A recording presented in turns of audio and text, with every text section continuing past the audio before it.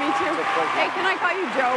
Okay, good. Thanks. John McCain said at 9 o'clock in the morning that the fundamentals of the economy were strong. 11 o'clock that same day, 2 Mondays ago, John McCain said that we have an economic crisis. John McCain, in referring to the fundamental of our economy being strong, he was talking to and he was talking about the American workforce. I was recently at my local gas station, asked a guy named Joey Danko, I said, Joey, how much it costs to fill your tank? You know what his answer was? He said, I don't know, Joe. I never have enough money to do it. The middle class needs relief. We can speak in agreement here that darn right we need tax relief. Barack had 94 opportunities to side on the people's side and reduce taxes, and 94 times he voted to increase taxes. Charge is absolutely not true. Barack Obama did not vote to raise taxes. The vote she's referring to, John McCain voted the exact same way. But if you notice, Gwen, the governor did not answer the question about deregulation. I may not answer the questions the way that either the moderator or you want to hear, but I'm going to talk straight to the American people. John McCain has voted 20 times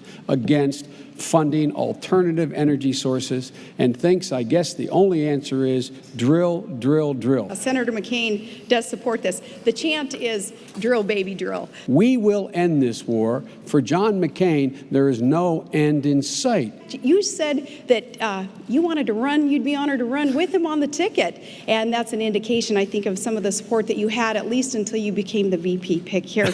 John McCain has been dead wrong. I love him. As my mother would say, God love him, but he's been dead wrong on the fundamental issues relating to the conduct of the war. For a ticket that wants to talk about change and looking into the future, there's just too much finger pointing backwards to ever make us believe that that's where you're going. I haven't heard how his policy in Afghanistan is going to be different than George Bush's. I haven't heard how his policy in Pakistan is going to be different than George Bush's.